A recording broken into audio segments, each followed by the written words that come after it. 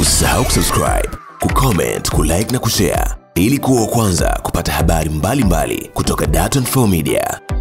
Mwezi wa 5 mwaka huu, daraja la Kigongo Busisi, panapo majaliwa, Mheshimiwa Rais Daktari Samia Suluhu Hassan atakwenda kulifungua.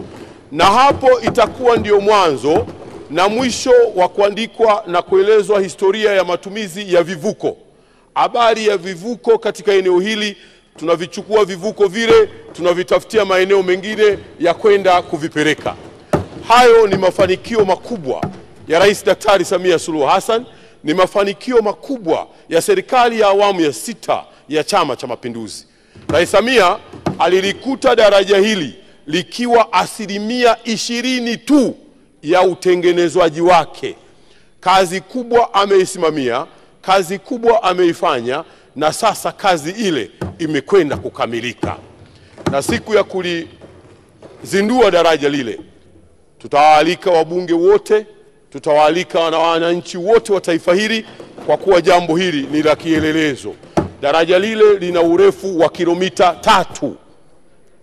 Katika eneo la Afrika ya Mashariki na Kati, hakuna daraja lingine refu linalozidi daraja la Kigongo Busisi la JPM, John Pombe Magufuli. Mheshimiwa Mwenyekiti, pamoja na mafanikio hayo, tunayo pia mafanikio ya Ring Road ya hapa Dodoma, ambayo ina zaidi ya kilomita 104.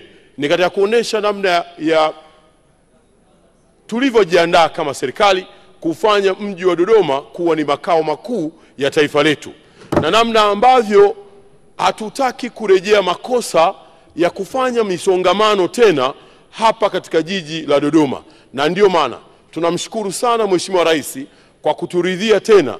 Tunao mradi mkubwa mwingine, ukiacha huu wa Ring Road ya Dodoma, tuna mradi mkubwa wa kutoka Chamwino kuingiza barabara 6 mpaka Dodoma mjini, na zingine zitatoka zitaelekea usawa wa Arusha na nyingine zitaelekea usawa wa Iringa. Hii ni programu ambayo sasa hivi tupo katika hatua za kimanunuzi.